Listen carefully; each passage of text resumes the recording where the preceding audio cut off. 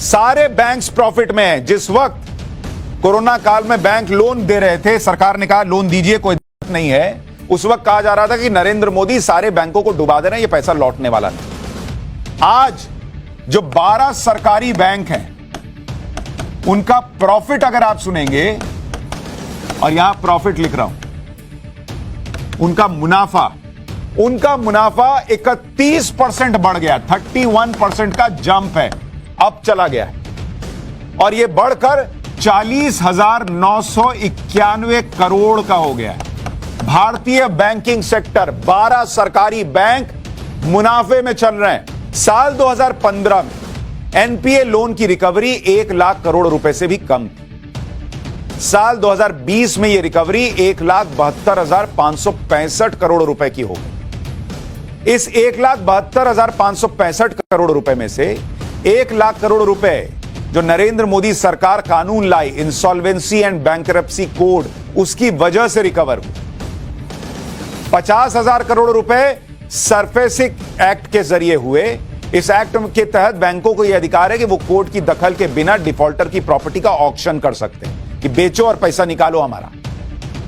10,000 करोड़ रुपए date recovery tribunal की वजह से रिकवर हुए, और 2,000 करोड़ रुपए लोक अदालतों की वजह से रिकवरी।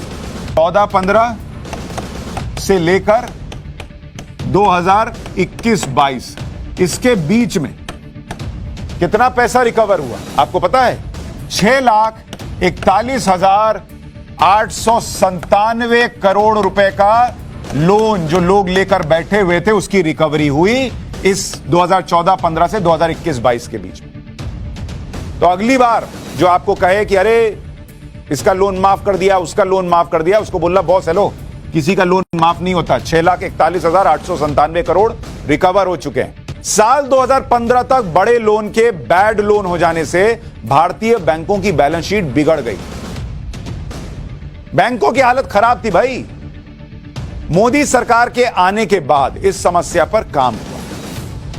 साल 2015 में मोदी सरकार ने एसेट क्वालिटी रिव्यू सिस्टम लागू किया, और इसका असर यह हुआ कि एनपीए असल में कितना है पहले तो यह पता चल पाया, नहीं तो सब कालीन के नीचे गंदा डाल डालकर ऊपर आराम से मजे में खुश रह रहे थे, मेरा घर बहुत साफ।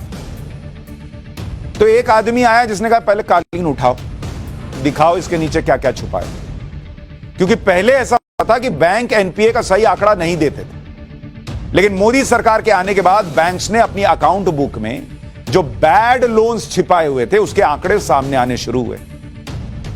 यही वजह थी कि मार्च 2014 में एनपीए 2.5 लाख करोड़ रुपए से बढ़कर मार्च 2018 तक 10 लाख करोड़ से ऊपर चला गया। मतलब कालीन के नीचे से सारा कचरा निकला। अब देखने में तो यह लगा कि घर बहुत गंदा है, लेकिन अगर यह सफाई नहीं होती, यह कचरा न निकला होता, तो घर में ऐसे ऐसे दीमक लग चुके थे कि एक दिन घर गिर जाता। यूपीए के जमाने में क्या होता था?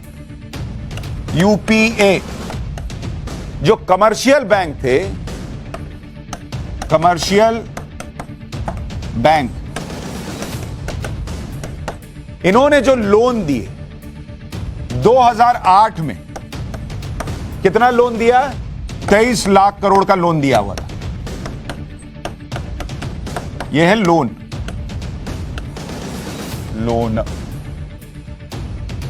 2014 तक ये लोन जो वो कमर्शियल बैंक बांट रहे थे, ये बढ़कर कितना हो गया आपको पता है? 61 लाख करोड़ रुपए। कहां 23 लाख करोड़ रुपए, और कहां 6 साल के अंदर ये बढ़कर करीब करीब 2.5 गुना बढ़ गया। 61 लाख करोड़ रुपए का लोन बांट दिया बैंकों ने। और उस वक्त बैंकों की हालत क्या हो गई थी आपको अगर जानना है? बैंकों का प्रॉफिट, जरा इसको देखिए, अब जरा देखिए 2013-14 में जो बैंकों का प्रॉफिट था वो था ही नहीं। बैंकों का हिसाब किताब घाटे में चल रहा था। ये जो प्रॉफिट है ये -11.2% था 2013-14 में बैंकों का। माइनस में चल रहा था बैंकिंग सेक्टर का प्रॉफिट। महान अर्थशास्त्री प्रधानमंत्री के रहते हुए बैंकिंग सेक्टर का प्रॉफिट माइनस में चल रहा था, क्योंकि लोन रिस्ट्रक्चरिंग के नाम पे जो चीजें हो रही थी, किसी दिन बैठकर वो भी आपको बता दूंगा एक दिन पाठशाला में खोल। बैड लोन, कालीन के नीचे कचरा डालो, सब चल रहा था, तो माइनस में चल रहे थे बैंक। और आप और हम सोए थे ये सोचकर कि हमारा पैसा सेफ है। यही चलता रहता तो किसी दिन सब भरभरा के गिर जाता। आज के हालात में तो गिर ही जाता।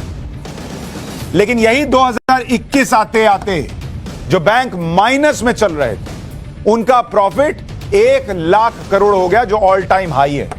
1 लाख करोड़ के प्रॉफिट में चले गए। कहां -11% के लॉस में चल रहे थे, 1 लाख करोड़ के ऑल टाइम प्रॉफिट में चल रहा है कौन? Banking sector.